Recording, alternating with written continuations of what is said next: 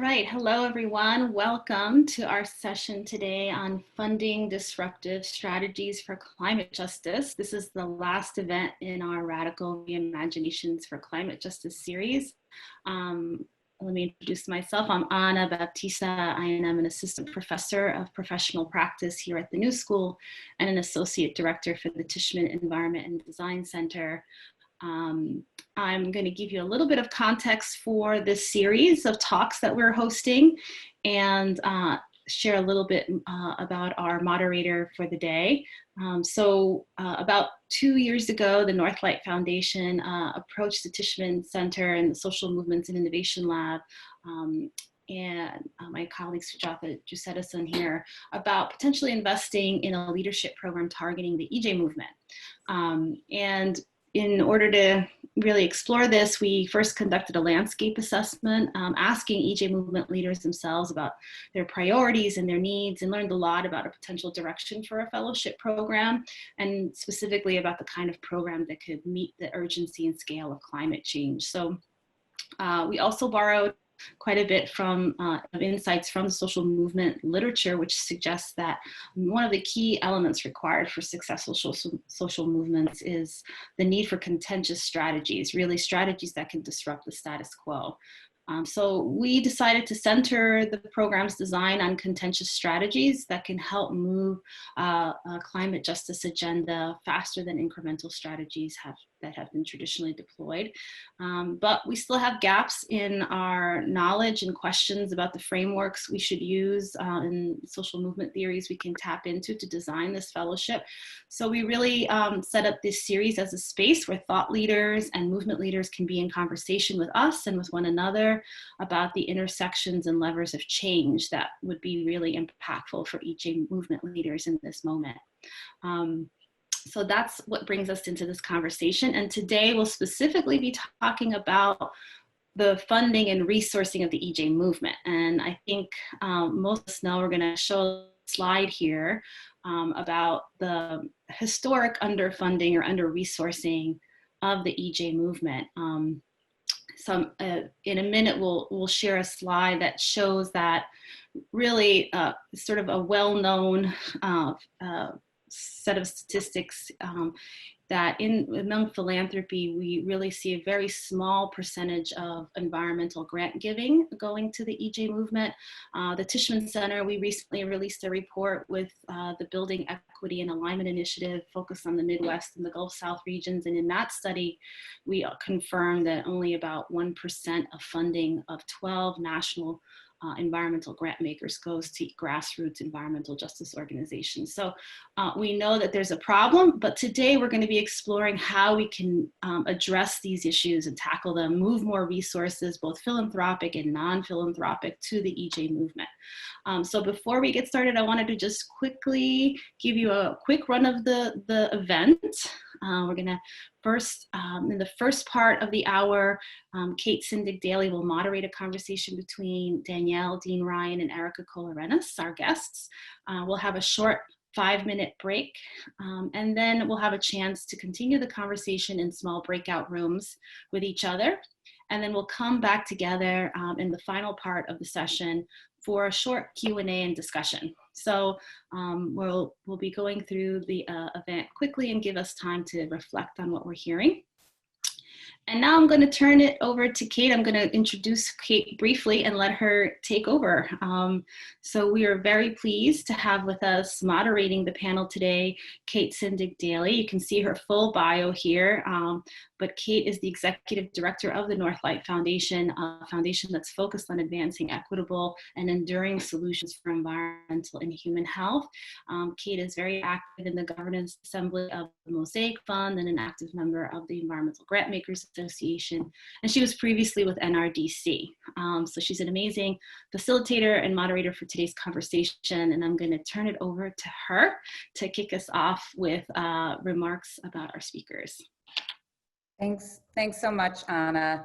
And it's really such an honor and a pleasure to be able to participate in this discussion today. As Anna said, it's the final in this series, and it's the one that really gets to the crux of the issue. How are we going to be finally start appropriately resourcing those members of our collective movement who are at the literal front lines, who are putting it all on the line, and who increasingly are the ones who are getting it done. For years now in philanthropy, we've been hearing about growing calls to move more resources to support environmental justice, frontline, BIPOC climate work. And yet, as Anna's slide showed, the vast majority of dollars continue to flow to mainstream white-led big green groups to support business as usual, top-down, inside the Beltway advocacy. And simply put, as we all know, business as usual isn't getting the job done. More and more we see that the really innovative, appropriately aggressive policy measures are coming from the coalitions that center equity and a just transition framework. The solutions are coming from the communities that are experiencing the impacts first and foremost. Efforts that mainstream groups once derided as politically impossible or overly ambitious are the ones that are breaking through, that are capturing the public imagination and generating broad-based political support. Today's discussion is going to laser in on the question of what will it take to start really moving the money behind these kinds of efforts, the ones that provide the best chance that we have for meeting the climate change imperative. So I'm delighted to be able to introduce our two presenters. Danielle Deane-Ryan is a senior advisor to the Libra Foundation and the Donors of Color Network. And she's a member of the National Academies of Science Deep Decarbonization Committee. Previously, Danielle directed the Inclusive Clean Economy program at the Nathan Cummings Foundation, supporting collaborations that catalyzed world-leading climate and equity policies. She was a co-author of Solar with Justice, Strategies for Powering Up Under-Resourced Communities and Growing an Inclusive Solar Market in collaboration with the Clean Energy States Alliance. Danielle also served in the Obama administration as Senior Advisor for External Affairs and Acting Director for Stakeholder Engagement at the Department of Energy's Office of Energy Efficiency and Renewable Energy, and was the founding Executive Director of Green 2.0. She knows a little bit about the topic we're speaking about today. Erica Kohl-Arenas is an Associate Professor in American Studies at the University of California, Davis, and the Faculty Director of Imagining America. Her research has focused primarily on the radical imaginations and deferred dreams of social movements that become entangled with the politics of institutionalization and funding. This work is captured in her book, The Self-Help Myth: How Philanthropy Fails to Alleviate Poverty. As an organizer, popular educator, and researcher, Erica has worked with farm worker and immigrant organizations in California's Central Valley, in the coal mining towns of Appalachia, in California urban public schools, and internationally in Southern Africa, Scotland, and Wales. Another fantastic expert to bring into this conversation. So let's get started. I'm gonna ask you both to start by briefly describing the work that you do and the perspectives that you're bringing into today's conversation. Since I introduced you first, Danielle, let's let Erica go first. Oh, that was a gotcha. I thought Danielle was going to get to go first. Thank you so much. Well, first, I'd just like to say thank you for the invitation to Anna and Maru and for all your work organizing this series. I really enjoyed listening to the earlier ones, so I'm quite humbled to be here in this company with Kate and Danielle for your final part in this series. Also, I'd like to say, I think, Kate and Danielle, you know quite a bit more than I do about the EJ movement and about the internal workings of philanthropy today. So I am doubly humbled to be here with you in this conversation. I guess the way I would describe what I do bring would be I'm in some ways an accidental scholar of philanthropy. I never meant to study philanthropy or foundations. And as you read in my bio, I spent my 20s, actually starting about 19 years old through my mid 30s as an organizer, working with immigrant and farm worker organizing initiatives and coalitions in California's Central Valley, organizing youth, other projects based on a lifelong relationship with the Highlander Center in Tennessee. That's a movement organization that my family was very close to, and I was really honored to be mentored by Miles Horton, one of the founders of the Highlander Center, from when I was about 12 to 20 years old when he passed away. And I think I became a philanthropy scholar out of what I now look back at as multiple moments of naive disillusionment.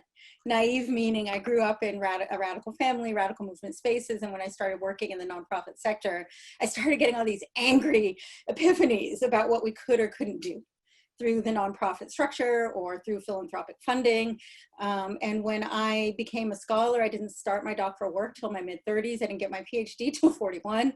I, realized that my naive awakenings were also at the exact same time as the radical ballooning and expansion of the nonprofit sector, following the attacks on the welfare state of the 80s and the kind of growth of the nonprofit sector through, Bush's 1,000 points of light and really investing in the so-called shadow state to replace state and support services for poor and communities of color.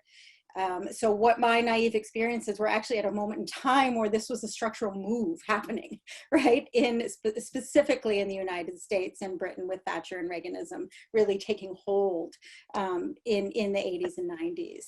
And so, what I can bring to this conversation, I'm really interested in a conversation with you to see how you think the studies and the theory and the literature works or doesn't work in terms of the EJ movement and funding today is, I guess the way I would place my own scholarship. My deepest work looked at the California farm worker movement and then some really large investments from private foundations in the 90s and 2000s around farm worker and community health in California's Central Valley. And I guess the way I would place my work is really looking not at foundations per se, like you would say Rob Reich or others are really critiquing foundations as a structure today. My work really looks at the strategic negotiations from grassroots movements and leaders and nonprofit staff up. So in terms of what they're struggling with, how it lands in communities, how this work lands for movements and for sectors. And in the literature, just look at the broadest scale of social movement literature, as Anna referred to, you could look at resource mobilization literature, McCarthy and Zald in the 70s, building upon the civil rights movement, saying movements need money. That's the simplest way, and they need to know how to organize it, right? So that's resource mobilization theory. And then you have two really sharp poles, and one of them would be, let's say, Herbert Haynes, who talks about a radical flank effect, saying we got really radical groups and we got really moderate groups. And it actually doesn't really matter because if the radical groups are out there, funders are going to fund something in the middle, which is better than funding the right. Right? So there's a radical flank here that pushes funders to fund the middle, which is good because at least we get some change, right? But then on the opposite end, you have what would be kind of discussed and described in that really critical landmark book, The Revolution Will Not Be Funded, that came out, a couple decades ago, and people are building on that work to this day, where someone like Ruthie Wilson Gilmore would say, what foundations are doing is it's capitalism saving capitalism from capitalism. So if we could fund something that speaks to the radical resistance, we'll save ourselves, because we'll have some response, right? So moderating institutions, or what Megan Ming Francis, who's a brilliant scholar of philanthropy today, would call movement capture. So my work falls on the movement capture and the capitalism saving capitalism side of critique, but my main interest are the messy negotiations of humans and people. And so I look at, for example, Cesar Chavez called himself a hustler. He knew what he was doing. It wasn't, this naive co-optation from a foundation that wanted to smash the movement. It was Chavez hustling program officers, right? And so I guess that would be the nutshell of the introduction, is I'm really interested in these messy political negotiations, and a lot of it are about the frameworks. And I think today we're at a really interesting moment with the movement for Black Lives and the environmental justice movement being much more clear about their anti-capitalist critique and with their racial justice critique, because there's less room for foundations to save themselves, right? Like, so they're being put under the fire a bit more directly, which means divest from police foundations, divest from police forces, and invest in community-owned solutions, right? And as you all know better than I do, foundations often operate around trust.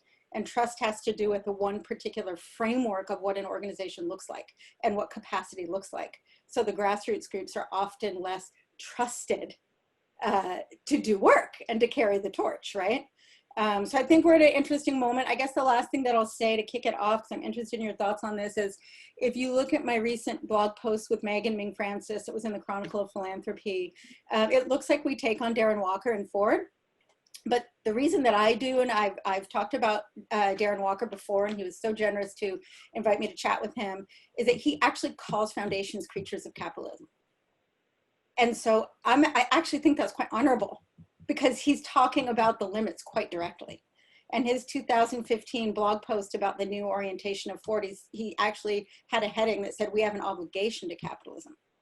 So that would be my opening provocation, is what does that mean for the environmental justice movement?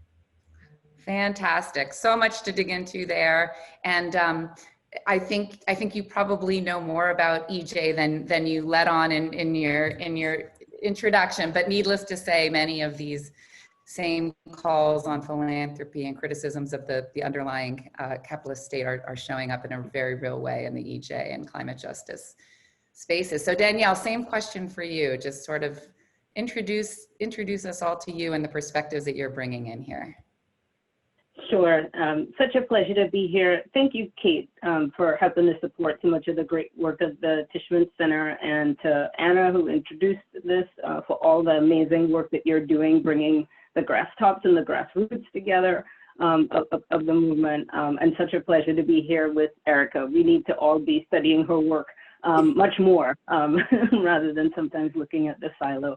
I have been in and out of the philanthropic sector, and in different kinds of foundations, some more radical than others.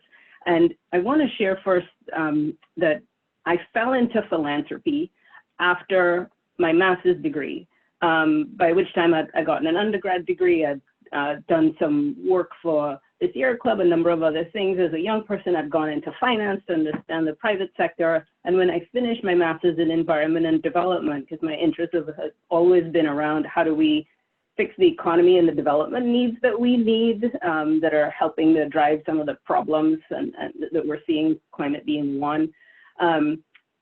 Someone said, well, you might think about foundations. And I thought, ladies who lunch on Fifth Avenue, like what? And they said, oh, well, who do you think's giving so much resources to these big names that that you think you might want to work for?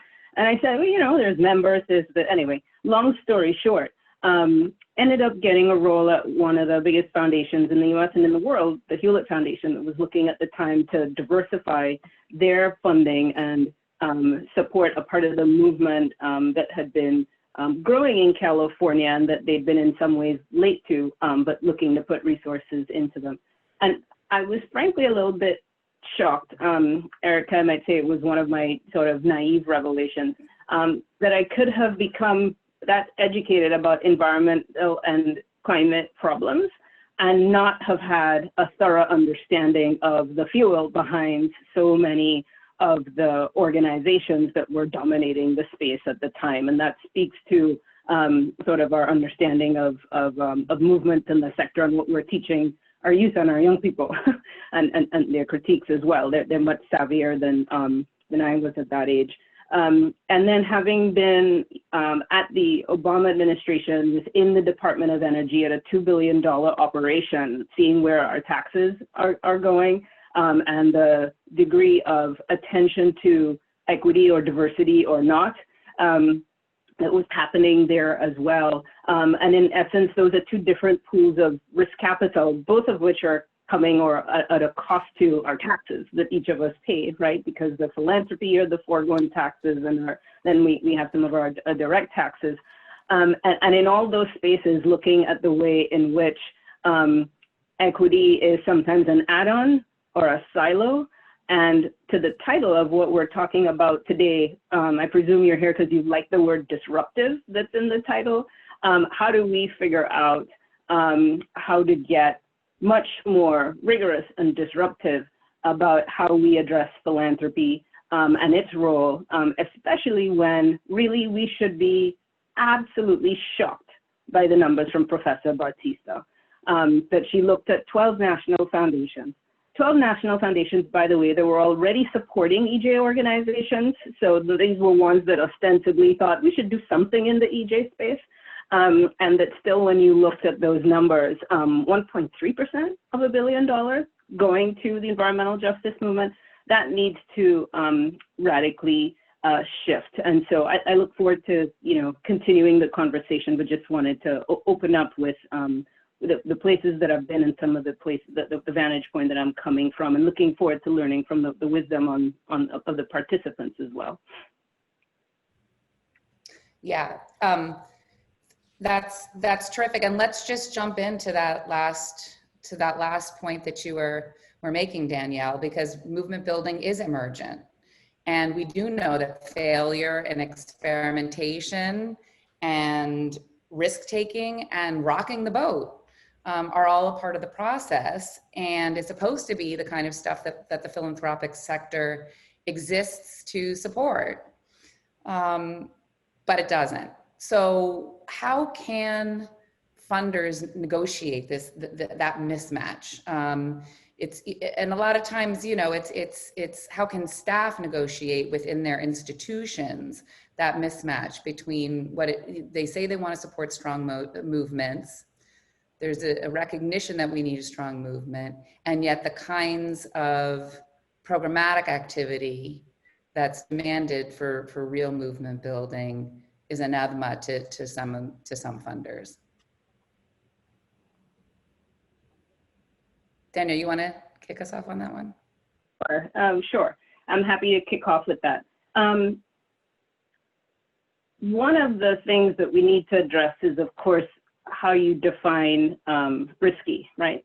So I helped to, with a wonderful intergenerational multicultural group, guide the launch of Green 2.0, which for the first time triggered most of the biggest foundations and NGOs to put their diversity data on GuideStar. And if you're in a foundation or at a green NGO right now and haven't done it, just go to GuideStarNowCandid.com and fill it out. It's easy. So that we could understand as a sector, where are we on diversity? And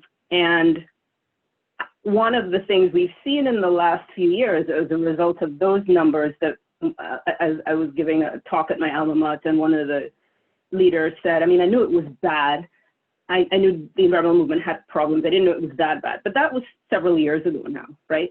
And what we've seen is a wave of hiring and inclusion and consultants being hired to do a lot of DEI work.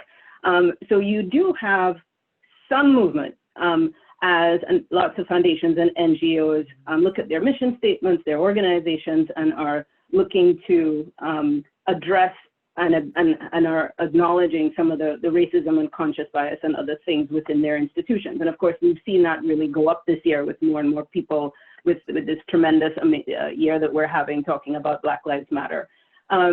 What we're not yet seeing, and which we should be as rigorous about, is do you as a foundation or as an NGO, are you looking at funding justice and equity issues in a silo?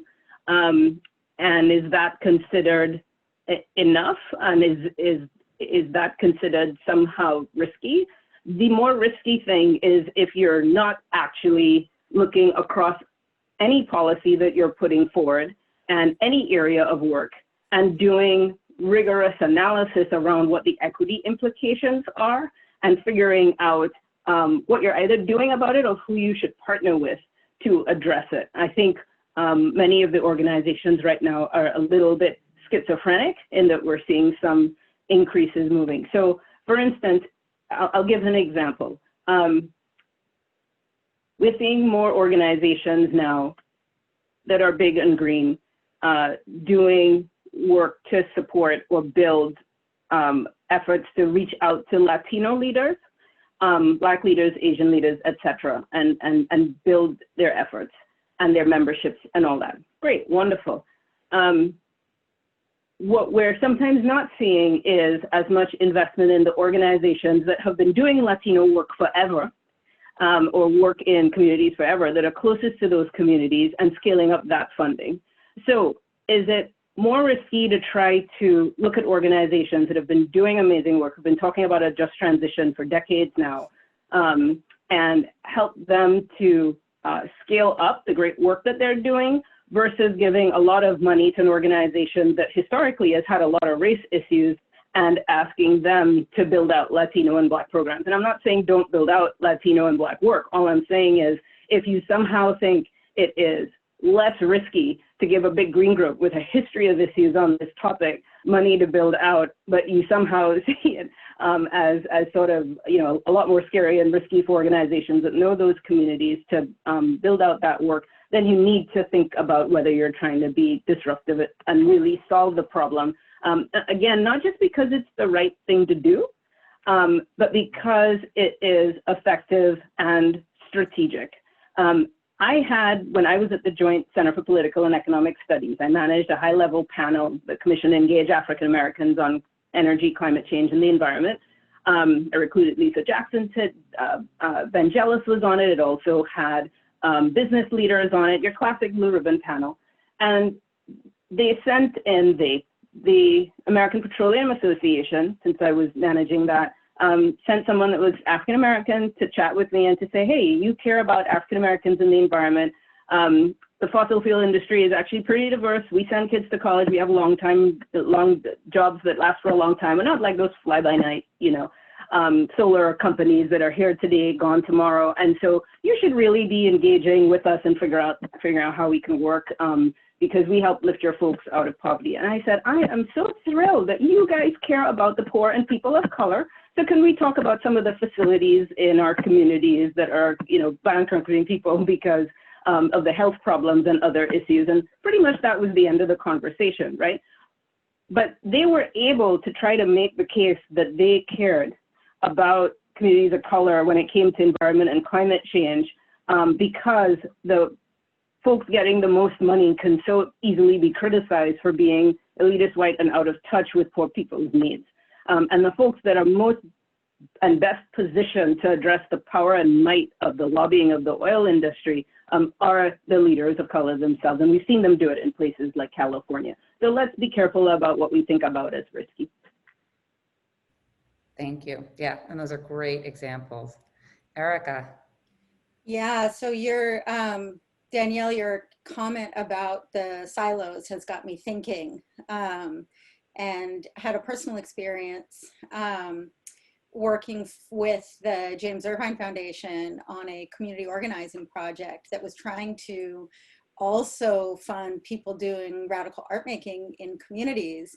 And the battle was really about turfs within the foundation, about, well, there's an arts funding program already, and you're working out of the civic culture funding program, and not with any malicious intent to not fund arts through the civic culture program, but in essence, what it was doing was what capitalism also does, which is silo and separate communities, separate people from one another in more individualistic, more siloed, more competitive and disciplinary tracks. When you look at social movements in change, and the California farm worker movement, for example, Teatro Campesino, Radio Campesino, magazines, theater, etc., we're all an integrated part about environmental justice, labor justice, et cetera, right? So I have a colleague once who told me that Venn diagrams are actually the most radical thing on earth, that if you can convince people about the overlapping issues that all at heart have to do with the same questions of justice, right? And it's about racial justice, and it's about the struggles of poor and working communities. And so I think that to kind of make it simplistic from maybe a movement up to foundations perspectives, I think that there are some easier solutions in terms of speaking to foundations that doesn't deal with those very bureaucracies I described within the foundations and different kind of folks who are gatekeeping and also speaking to different audiences, right? You want to keep your portfolio with the museums and the larger art museums that you're funding, and the kind of portfolios people are keeping internally. But I would say breaking down silos within foundations is one. Another one that's been talked about for a long time in philanthropy is longer term funding. As you know, as you already described in your introduction, Kate, you know, movements are long haul projects. You're not going to see these same kind of small measurable outcomes that again are also market-based measures ultimately from business models, right? Like philanthropy really did adopt a lot of business models of outcome measurements in the 80s and 90s. So long haul grant making, right? I would say also, and this is something many foundations have taken on and done, is core operational support.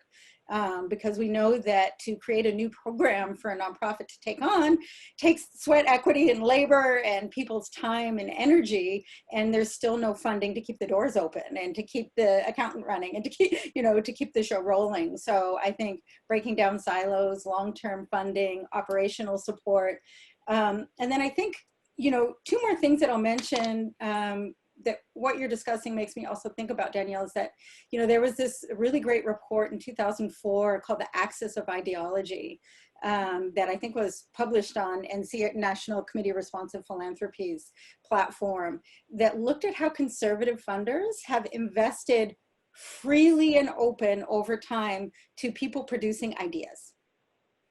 And that we forget that philanthropy is also an idea maker. The ideas that philanthropies fund and generate, and from my research in philanthropy and interviews with program officers and vice presidents, y'all are reading, right? So there are ideas being generated within foundations that are also then engaged with the grantees as they try to speak up to you and package their work in a way that sounds appealing, right? And this report, The Axis of Ideology, should take a look at it. It's from 2004, but still really quite relevant.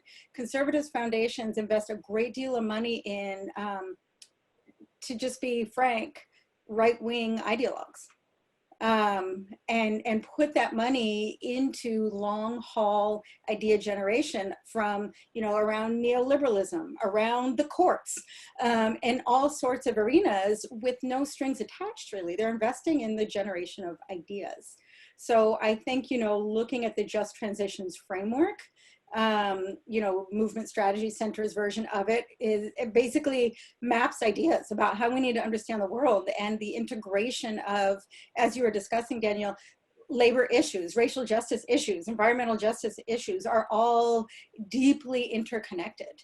And we need to make that case, and we need to invest in making that case, right? So I think another space I would say is kind of investing in really not just the research, but the storytelling and the way it becomes a much more pressing public story with alliances behind those stories being told. And then I guess a final thing that I'll share that was actually inspired by watching one of these previous webinars, the Building Capacity for Disruption webinar, that I think folks should listen back on, with leaders from APEN and Ironbound, and really great conversation, is that if we look at what movements measure in terms of their own success, and push foundations who care about the environmental justice movement to actually listen to communities about those incremental measures of success in their own work, and take those on, as opposed to the foundation top-down approved measures, you might get much further to supporting and funding these disruptive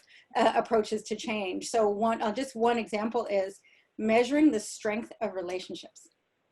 Measuring the strength of relationships organizers have in their communities in a block-by-block basis. Measuring the strength of relationships organizers have with other coalitions that can help them lift the issues they care about. Another measure, and then I'll stop there, but another measure might be measuring their lateral accountability. How much are they actually accountable to the people most impacted by the issues, which is another value of the environmental justice movement, right? Lifting the voices of those directly impacted. So how much are the organizations directly accountable to those most impacted by pollutants, by water issues, by environmental justice issues, as opposed to what in philanthropy some call, movements become upwardly accountable when they receive so much funding and so much packaged programmatic funding. They cease to be accountable to those most impacted. Now they're upwardly accountable to funders and higher level policymakers. So what if those are the measures? Measuring strength of relationship, measuring lateral and downward accountability. So those are, and then, I work with Imagining America. So another wacky idea is, what about measuring the strength of imagination? Can, this invest divest, can we imagine a different future? And are we building little examples of that future? I loved a quote from the landscape assessment report that you all put together, Anna, and one of the quotes of an environmental justice activist said, in our community, you can actually see fragments of the future. You can see gardens and housing systems and community care systems that we're creating in our neighborhoods that could, in a sense, prefigure the future, right? So can we measure a movement's imagination for a different future? And I guess I'll stop there.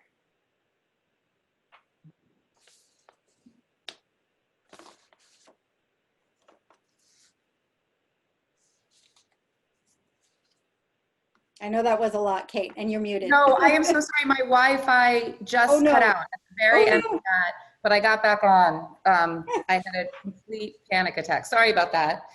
That was a lot. There was so much there. So many really good specific suggestions about how to just really fundamentally transform how philanthropy thinks about these things. I want to stay for 1 minute and going back to something that you said, Danielle, that until we get to a place where philanthropy, which we should be driving to happen as soon as possible, but where philanthropy is measuring the right things and funding in the right ways. Danielle, you made the point, and I sort of did as well in my intro, that in fact, it is the funding of these kinds of quote unquote disruptive strategies that is the strategic thing to do. These are, and we've got more and more concrete evidence of that.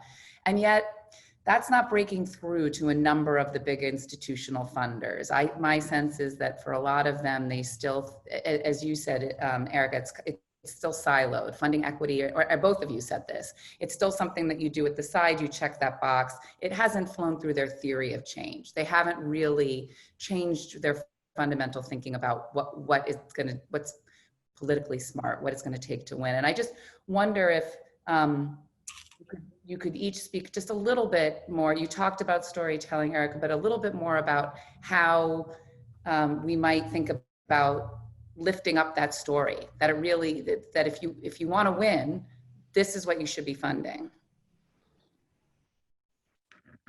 Well, I want to ask, I guess I'll say it in asking Danielle a question, because I just spoke for a bit of time there, but I think that, this is really key for the environmental justice movement, that my opening point about foundations being ultimately creatures of capitalism is, what is the extent to which funders can and will be held accountable to take on industry? And again, in that landscape assessment that Anna and colleagues at the Tishman Center produced, some of the organizers were saying, well, part of what's so hard is that what we're up against ultimately are often industries with really deep pockets and with a lot of political power. So, kind of the grounded negotiations that I looked at in my research in farmer current immigrant organizing in the Central Valley, the buck always stopped at taking on growers. And so, when we think about these frames and language, I was talking about investing in ideas in philanthropy, a lot of the problems are actually in the, asset-based community development models, win-win partnerships and alliances, and things that are inviting the problematic players to the table as equals, with groups that have less power and are in fact not equal, right? So what does a consensus or win-win partnership mean when you have farm workers at the table who are still dealing with financial, sexual, and environmental abuse in the fields, and a growers association? And so we see philanthropic initiatives that have a consent, and this is part of another question that was posed to us to think about today, a consensus framework that we can actually change the world by building consensus-based partners, but then the lack of political acumen to know that it's not consensus when you bring such unequal players to the table together. And so the kind of, can we put funders, and this is a question that my answer would be yes, some, not others. And I think that's a real good question for my environmental justice activists to ask. Can some funders actually take on industry, even though they're funded by capitalist wealth, and many foundations want to grow and perpetuate that capitalist wealth? Can they take on industry in like little, like small towns like Uniontown, Alabama, that's fighting a dump site right now, a dump site that is on top of a graveyard for Black ancestors who were enslaved in that region, right? So the history of slavery is compacted by double crimes of dumping in that region. So that's my question, is and I think Libra Foundation has responded beautifully to the movement for Black Lives' similar demands around racial justice, right? Like, can you really fund taking on industry when there are very grave environmental injustices being, like specific places there's a lot of great farm worker organizing work that is now increasingly funding immigrant rights, increasingly funding farm worker justice and immigrant rights work in the Central Valley, but no one still is taking on big ag. Well, thanks for bringing up something I was about to bring up myself. This is a good segue.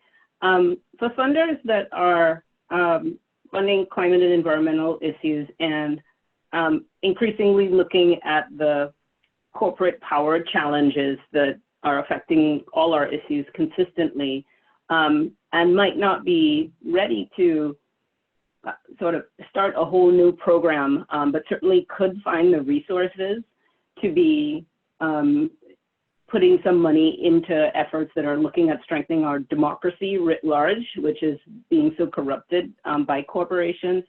The Libra Foundation partnered with a number of foundations that the philanthropy, inside philanthropy calls sort of unusual allies.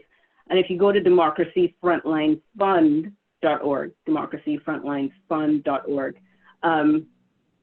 they have created a fund that shares some vetted organizations that are looking to build power and take on industry and empower communities to have more strength against these organizations, and pool that funding. So they've done a lot of the work to help to vet some of the organizations and provide a place where you can help to pool funding. And we know that funders love to ask for collaboration, coordination, and that sometimes they're guilty of not doing as much of it themselves.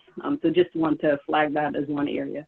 And I think a lot of foundations do want to take on industry, except your theory of change sometimes of how you take it on is a little bit flawed, and sometimes too brass tops, right? I think even Senator Markey in recent months has been saying we made a mistake by being too top down when we tried to do Waxman-Markey and go up against the oil companies without sufficiently engaging and powering up grassroots communities. And for those that are looking at supporting federal work that has expression in the states to take these on, the Green New Deal Network is an amazing collaboration that's coming together that is working in strategic places in the states, and also making sure that you have that call and response of what's happening in the states, and also taking on what's happening in the at the federal level.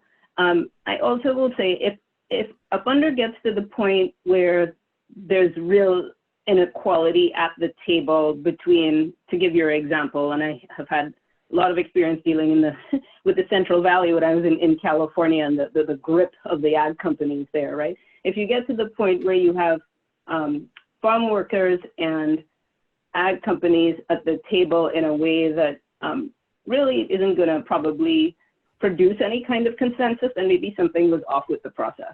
And process is just so critical. And of course, our environmental justice leaders tell us that EJ is not just a policy, it's also a process. And some of the best efforts I've worked on are where we have, during my philanthropy times, or when I was receiving from foundations, when the foundation said, we want to find a way to have some kind of coming together. What would that look like? And what resources would you need to get there? And what kinds of trusted intermediaries and facilitators would we need to get there? And what would that cost? So that the process from the beginning is shaped in a way that helps to empower the communities that are there, rather than I had a great idea as a foundation person and let me go invite some people, right? And that's when often you end up with problems. And also that we're paying people for their time as we go ask them for these questions as well, recognizing the imbalance. It's no big deal if you're Kate in her former role at NRDC that can send people flying around easily at no cost. And Kate knows that's very different for a lot of the EJ organizations that she's been scaling up funding to at the moment. As we think about corporate power, I think the other, as we try to be disruptive, is that if you're only thinking about the 5% of dollars that you're granting out, you're absolutely missing the mark. And so hopefully most of the people listening, if you're coming here because you're looking at disruptive strategies, are looking at impact investing as well, and also how who you're giving your money to invest, and also that what we're seeing now, because impact investing is becoming a little bit vogue, is a lot of folks coming to the table saying, I can help you green your portfolio, and it being handled by the finance folks as well. And as we think about the power dynamics that need to change, it might be helpful, not just on the grant making side, but the endowment side, to have an advisory board that includes members of the community, because there is a lot of wisdom that can come from them in terms of asking them, who are the corporate villains that you're facing? And let me make sure that we're not funding them somehow, you know, inadvertently, or that we're doing something in our investment to support the companies that might be good and might be doing great work as well. So those are just a few things I would mention as we think about corporate power. Wow, so much there. And yeah, and the 5%, it's putting the other 95% to work, but it's also what are you holding the other 95% for? It gets back to these fundamental questions about the underlying system, and that system causing the problems that we're then turning around trying to solve. I want to extend this by an hour, but I have a feeling that the powers that be will get very mad at me if I try to do that. So I think we should kind of try to move to wrap here so that we can get into juicy breakout sessions. But I did want to, Erica, you anticipated my last kind of going to ask you to ask each other a question. So Danielle, any burning questions you have for Erica to kind of bring us into the breakouts? You know, I was curious, Erica, if you're finding yourself in demand in this disruptive year that we're in, if you're seeing more appetite from funders for understanding what the lessons are to be learned from other movements and from scholarship about movements. I'm hoping you are, but if you aren't, or for those that are chatting with you, what do you find yourself learning or seeing as things maybe the foundation sector would need to address to make sure that they pay more attention to the scholarship coming out of your work, which, by the way, echoes so much of what we've been hearing from movement leaders all the time. But we know that one of the things that happens in foundation world is if you have a Ph.D. after your name and can put it in their terms, it can be super helpful. So I know Manuel Pastor, for instance, in your vein, calls himself the nerd ally of the movement. So are you in demand, and what are you seeing and learning? Yeah, thank you. I guess I'm a accidental scholar of philanthropy, but maybe always also reluctant. So I care about movements, and I try to ally myself with movements and creative people doing good work that nourishes and fills my soul and makes me feel like I'm not just an academic critic of things that aren't working. And so honestly, yes, I mean, you know, there have been invitations to talk to funders, and Megan Ming Francis and I will be on Indrajit Parmar's International Forum about global philanthropy in November. And so, you know, really enjoying work aligned with Megan's work, and she's doing a lot more, I think, speaking out on philanthropy right now, which is so beautiful to see. And for me, I think I'm working on a project with a colleague of mine, Carlton Turner, and he founded a place called the Mississippi Center for Cultural Production in Mississippi. That is where my heart and mind is really now about philanthropy, which is, he basically used his Ford Foundation's Art Changemaker Award and other resources to really invest in his hometown in Mississippi and rebuild infrastructure in his hometown around self-determined Black-owned farming. And the idea that foundations have a lot of resources that I circled when you said pools of risk capital. And so right now what I'm thinking about is less so much about critiquing philanthropy and foundations, because I think there's a lot of good folks, as I mentioned, doing that work, but more so about, can foundations help people buy land? Can foundations fund nonprofits' actual buildings? Because what we're seeing right now in this economy, as opposed to the 60s, is people can't even afford their nonprofit rent, honestly. And communities and movements are fighting for the environment on land that could be purchased. And so right now I'm kind of going back to my roots of the kind of radical movement space of creating the new and better world we want to see as we're fighting.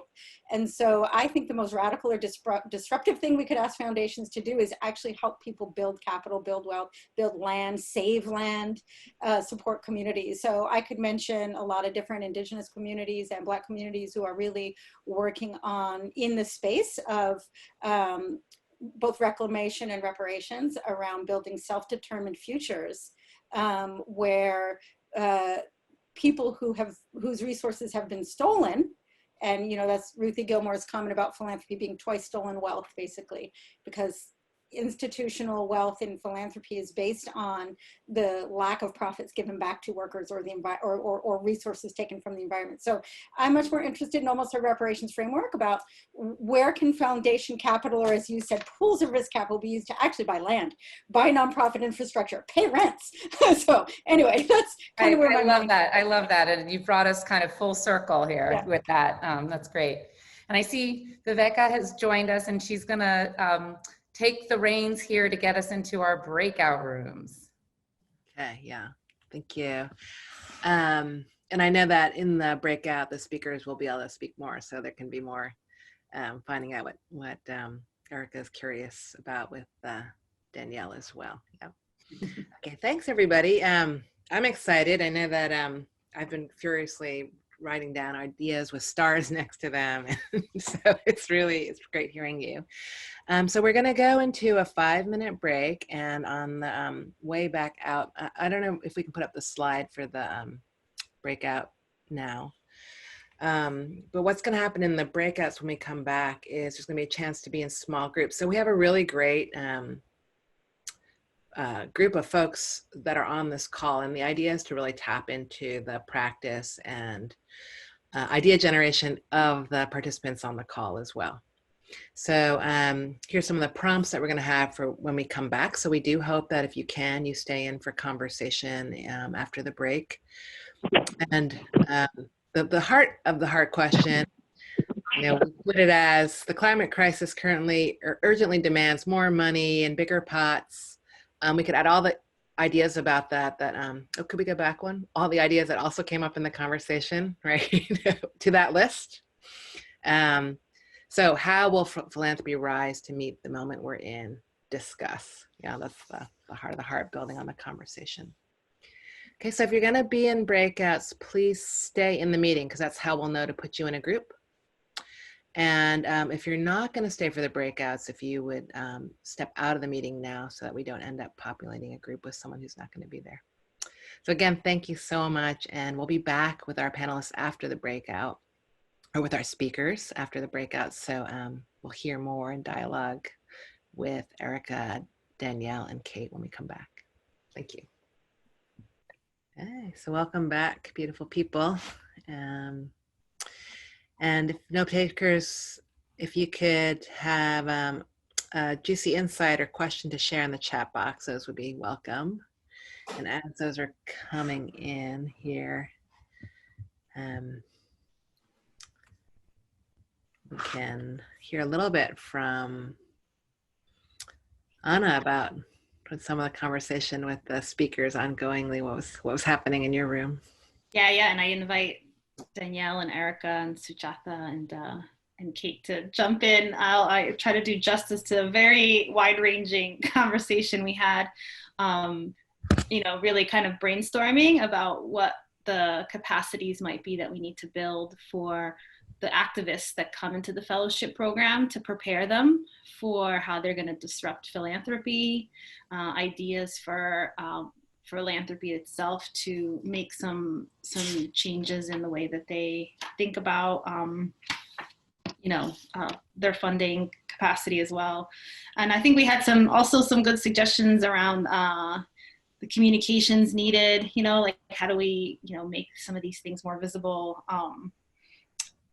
So I think we had got a chance to get in a little bit deeper in thinking about what a fellowship program for EJ activists would have to, help build up in terms of the capacities, resiliency for EJ activists to be able to not get too off track and in terms of mission creep with funders, but also to be able to do the work that they really want to do. But I invite, anyone else from the group to jump in and share whatever else they heard in that conversation they'd like to put out to the group. I'd love to hear who's in the room, just real briefly, and where folks are based. All around, just overall for everybody in the call right now? Yeah, I don't know if there's I see lots of people that, some of whom I know your names, but I'd love to just know where folks are based. Okay, yeah. Very least. Maybe folks can put it in the chat. Maybe that might be. Yeah. I was gonna say, like, maybe we could chat that. That'd be awesome. Yeah. So the context, yeah. And as people, there's gonna be a chance for folks to unmute, and if you do speak, we're gonna ask you to introduce yourselves. So why don't we go ahead and start hearing from folks? So there's one question here that came from room 4. How do we come up with language that calls out what is really needed, but still attractive to those who may be less radical? Is there anyone from room 4 that wants to unmute and introduce yourself and just give us a little more background to the question here?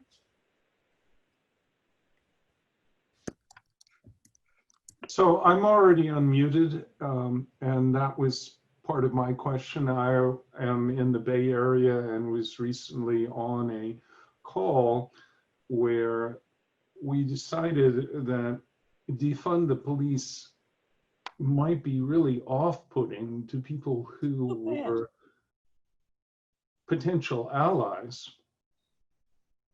whereas redirecting funding from police to various types of social services for ride-alongs and other things along that line would be very helpful. And holding police officers accountable and firing or even arresting or whatever police officers who misbehave is a slogan or an acknowledgement that is maybe possibly of more value. Okay, thank you. So I think this harkens back to the conversation about the radical edge and then that carving out space for the middle. So any thoughts about this question about the language that calls out what's really needed, but still attractive to those who may be less radical? Yeah, just one thing that I'll say about that is that I think from the funding perspective, part of the critique is that the reform the police or reform prisons kind of decade of more moderate work in response to the longstanding abolition movement has actually resulted in more money for police departments. So I think it's not just about the radical message, but that the reformist message actually ends up channeling money into the problem. So I don't want to take too much time here because we have so many folks and questions, but I think it's the framing is important, but then the result of the framing is what the question is what are resources actually bolstering up? And it's staff at police departments and foundations, not grassroots movements. So I think that's what part of the response would be. Thanks for that. And now we have another one about it's kind of like what you're referring to, Eric, about like this moment of moving beyond reform, for sure. Like very clear message about moving beyond reform.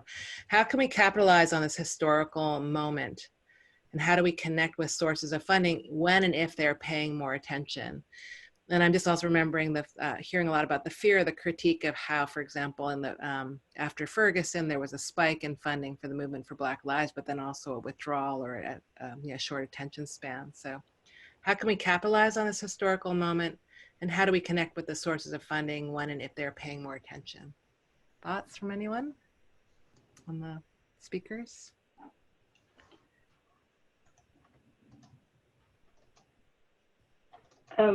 Well, one of the organizations I'm representing today is the Donors of Color Network, which is a group of high network donors that are usually interacting with other white donors, and these are donors of color who've been frustrated by the gap between rhetoric and action and money when it comes to funding. So they've come together and in a humble way, have said we're going to make decisions on what we do with movement leaders, so the folks that decided the movement leaders themselves. And part of what's coming up is the money to shine a spotlight with sustained communications over time and trying to drive transparency from foundations on what they're funding is probably what it's going to take to be able to sustain the movement. Because we know it's going to take one wonderful cop getting shot for maybe a lot of this, support that we're seeing to go down. And you need the police unions and the oil companies have massive communications budgets. And so I think it's going to take a lot of sustained communications and specific asks and transparency, which is a challenge with foundations. But I think the donors of color are thinking through how they might contribute to that. And if you know any folks that might be looking to partner to help sort of bring about that attention, let us know. So I don't know if others in the room have seen good efforts that have worked trying to take advantage of those historical moments. And Erica, given that you've been like a student of this, when you see the petering out versus the sustained, knowing that this is messy and non-linear anyway, if you've seen what's made a difference for movements that have been sustained. You're on mute. I think that the transparency question is so key and important, because I think it's good when we see numbers of dollars going to, let's say, people of color-led organizations, but we don't know, and this goes back to the environmental justice question too, who they are and what they're doing. Right. So there's been a lot of debate right now about the window dressing that you said earlier in our small group chat about foundations have these two. The program officers want to do good and do the work they care most about, but foundations also care about how they look. So I think looking into those numbers to see who the groups are and what the work they're doing actually looks like on this poll that the earlier commenter talked about around reform versus really radical change. And so, I don't know, I mean, I think grassroots groups, environmental justice or not, get very little funding in the bigger scope of things over time for any social movement. But if you flip the script, which is teaching nonprofit studies at the New School always frustrated me so much, almost every grassroots group relies on foundation funding, right? So, I mean, it's not really an answer in terms of the question of philanthropy, but I think that, and this is kind of where we ended our smaller group funding, foundations aren't the only source of money either, right? And one of the things we were discussing before is that as we were having a discussion while you were in the breakout, is the biggest organizations have the infrastructure to be able to send out those emails after, high profile events to say, hey, give us money to help address this problem. And they're so well connected. They're, Trevor Noah is saying, hey, if I was in California, give it to Environmental Defense Fund. And we were like, and so what might it look like for something, yes, it'll be, relatively speaking expensive, but it's really probably for the return on investment, not that expensive, that would figure out how to tap into the money that is being raised by the organizations that have those networks and get them to commit more of it to grassroots organizations. Luis, I saw your comment about the coddling. This is coming up it came up with the Donors of Color Network, where we invited movement leaders, as always, to be in partnership with us, and even some of the people of color leaders that were more sort of corporate and going to be giving money anyway, but they were saying to some of the movement leaders, defund the police, like, is that really the thing? And the movement leaders said, hey, we didn't come up with it yesterday, and we had a lot of thought that went into thinking about it. And right now, people are asking, wait, how much money do the police get compared to social services, as opposed to what's happening with the status of that reform thing? And so there's a range of opinions even within the movement around it, but it's very deliberate in terms of what they're doing to try to have the conversation focus on where the money is and getting transparency around that. Yeah, and per your earlier question about the arc and the changes of movement, so you take Ford Foundation just as one example, and in the 60s, in the kind of uprisings around slum clearances and community control, Ford was taken to task for not doing enough for the movements of that time, so they started funding core and more radical Black-driven groups, and then the backlash came to that, right, that they were too radical, and Ford actually started funding police foundations and police unions. So there's a new paper out showing where this money follows again, your great comment, Danielle, about the public perception, right? And I think an organization like Ford is it's not the only one, but it's a really useful one to study, because directors and presidents there have stuck their neck out to respond to the times, but it has swung both ways. We get you on NPR saying that. I'm going to cite the scholar who wrote it because it's not my own research, but I will cite the researcher. Yeah, so if anyone wants to unmute and that we haven't heard from yet, so want to share the space and either share back an insight or ask a question directly, please do. Hi, this is can you hear me?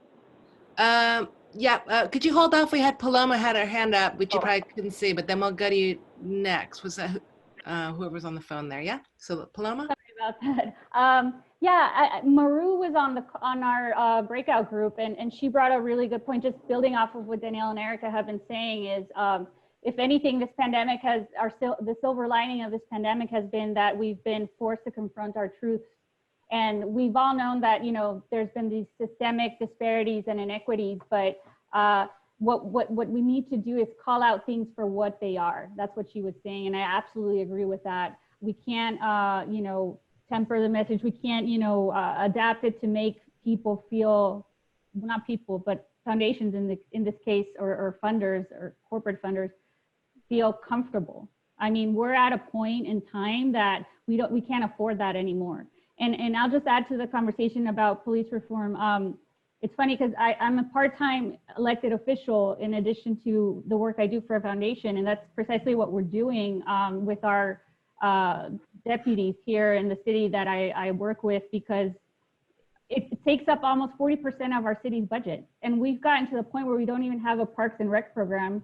We had to cut one firefighter because every single year that contract continues to increase in price, and we are literally essentially defunding other programs. So yeah, it can be a polarizing conversation for some, but at the end of the day, we need to invest resources where they're needed and just be as straightforward and honest as we possibly can about it. So thank you for the chance to speak. Yeah, thank you, Paloma. And then on the phone, was it Jose that I heard your name? Yeah, this is Jose Luis from Minneapolis. I think this idea of abolition is a necessary conversation that's happening here. It's loud, and I think we have to encourage and force foundations to really do the self-analysis of eliminating the illusion that we need police and prisons. And I think a way that we do that, I think, is to really talk about what are the social conditions that create the illusion that we need police in our communities when I'm having a mental breakdown or I need a place to eat or sleep. And so those hard, necessary conversations, I think, are happening here, but need to be a little louder. And I think foundations need to be even further uncomfortable with that conversation. And like I heard in our small group, and maybe cycle out who they have on the front, addressing the community's needs and figuring out who gets the money. On that point of who's deciding, and cycling leadership, I'm wondering if there's any thoughts about that as from our speakers. Power and decision making. There's an earlier question about why won't foundations change the way that they're practicing, right? So what about power and decision making in these funder institutions? you know, there are a couple good examples of funds that are developing that have a community advisory board guiding them. And I think one of the dangers sometimes when situations are so bad is that we have to tell the bad stories, but we have to also spend a lot of time saying, by the way, here is someone that's doing something differently. So for instance, for the Libra Foundation, they give their grantees the option as they're applying to submit an existing proposal or a report to someone else versus having to fill out their own. And for their interim reports, they often give them the opportunity to say, hey, if you submitted it to someone else on what you're doing, like talk to us about that, and then maybe you follow up with, you know, a call or a conversation. And they double their payout. And then I know, Kate, you're part of the Mosaic Fund, which spent a long time in helping a lot of community organizations to shape the process where the funders put money in, not knowing what it's going to get spent on. So we're starting to see some shifts. I think scale and speed is what we need. And also to tell the stories of where communities have battled and won, like in California, where EJ groups helped defeat oil companies trying to say that, you know, the global warming bill was bad for their jobs. And they were like, not so fast. You really don't care about our jobs, but they got the resources to do that. And so I you know, if others have stories as well that they've seen of telling the story about impact, even given scarce resources, I think that's an important piece as well.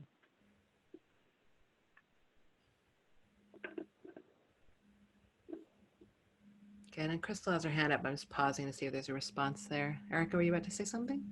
Well, just to say, I think that Paloma's points are very urgent. And so I think it's a put pressure but not wait situation in terms of philanthropy and funders. But to second Danielle, I mean, I think I've learned a lot from the people at 1,000 Currents that are doing some pretty participatory, grassroots-led grant making in the Global South around environmental justice and other issues. And the Disability Rights Fund is a pretty interesting example too, where it's a kind of no decisions made without the most directly impacted folks on all the foundation decision-making boards. But to counter with that, and not to be a complete pessimist, but I remember when I was a consultant for a foundation, and then I found this out later in the research, that people largely don't get funded by foundations if the foundation doesn't already know them.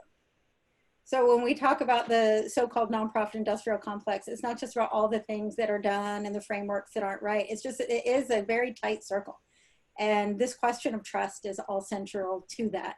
And someone in the chat wrote, EJ groups take a lot of risks and foundations are risk averse. That's part of that. There's this, do we know them? Do we trust them? Those are the conversations that take place. So, you know, I remember, you know, working with a foundation and interviewing foundation program officers that we don't fund people we don't know.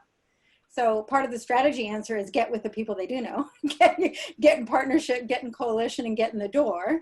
But then the other is just reckoning with that reality. It's not that your proposal's bad or that it's just, it's this, you know, and of course this is all very racialized. It's also very much about radicalism and all those things, but those conversations do happen with the, do we know them, who knows them conversation is very real.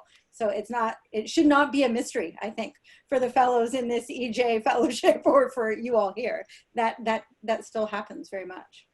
Yeah. I do want, and I know you want to get to Crystal, Viveka, but I do just to be positive, I do want to emphasize what Danielle said about the emergence of some of these pooled funds that are really democratizing how they're doing their decision making. Mosaic, the funders have really completely turned over all of that power to a governing assembly that is made up overwhelmingly of representatives of practitioners, and among those predominantly grassroots and people of color. And so you know, and there's some big funders, big names who have put money into that fund. So, and they're practicing a lot of the same kinds of of more grantee-friendly practices that you were describing from Libra, you know, and even, you know, being able to apply with a video and actually having a strategy for how are we going to get to the people that we don't know, so that we aren't just getting applications in from those that we do know. So there's a recognition of it, and there is some movement. It's not as much as there needs to be. Yeah, it's important to hear the encouragement of what can be done. Yeah. So Crystal, we have just like a minute, but we want to hear from you. So please. Oh, thank you. I wasn't going to take much time.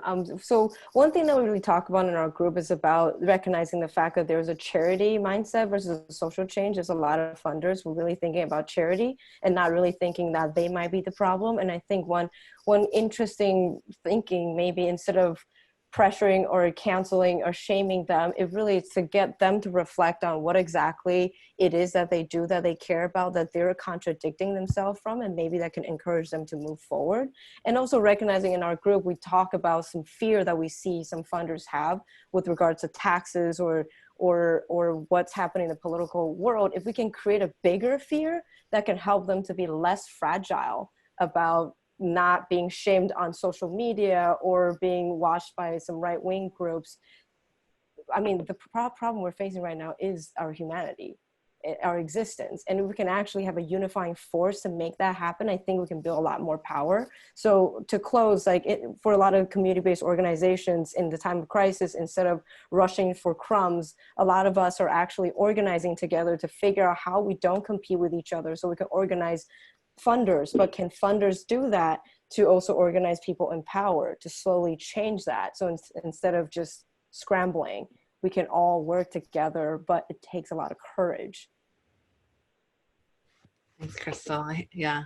I feel like you're talking about like taking an organizing approach to funders, and then some funders talk about funder organizing, but not everyone thinks of themselves doing funder organizing within philanthropy. So maybe that would also be another bright spot. Gabriel, did you want to? I know you have your hand up. I want to make sure to hear from you. Yeah, thanks for noting. In the interest of time, I kind of just wrote stuff in the chat, but happy to turn it over to you all. Okay. Oh, Crystal has a request. Oh, there you go. Based in Oakland. Yes, we're so much good work is happening. Institutionally, I was wondering what organizations people were at. My where was ambiguous. Okay. So I'm aware that Danielle, especially, I feel how you roll, because I feel like you're wanting to hear much more, like have more time with people. So I feel your relational way of rolling, and we're at the top of the hour. So we have a commitment to close the conversation now, but if anyone wants to chat anything, take a moment just to see if there's anything else that wants to make it into the conversation. And our speakers, Danielle and Erica, is there anything you want to say to the group? Because I feel like there's a way, wanting to connect to the group. Danielle, I want to open it to you.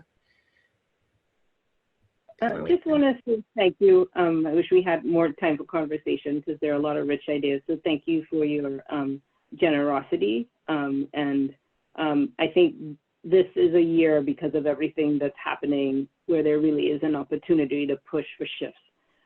Because many more people are saying we need to change. And so I'm looking forward to connecting with folks and continuing the conversation about how we do that. And just huge thanks again to Kate for even creating the space for this conversation and funding this great work, and to Anna for her scholarship bringing some of this to light.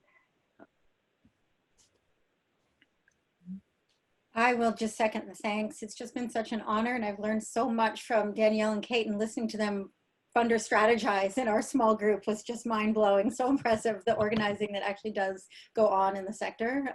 So just thanks again for having me here. I just had Crystal's comment reminded me of another inspiring example of groups organizing funders. And there's a new coalition of farm worker rights groups in the Central Valley, brought together by California Institute for Rural Studies, that are shedding a light on the compounding issues of COVID-19 vulnerability, smoky toxic skies due to fire and pesticides, all converging on farm worker communities. And Coalition has got a National Geographic cover based on their organizing together here in the Central Valley. So thank you for that, Crystal, reminding me of the great organizing happening. Thanks everyone for coming. Thank you, everyone. Thank you for joining us, Kate, Danielle, Erica, we're very grateful and honored that you could join us and so generously share with us today.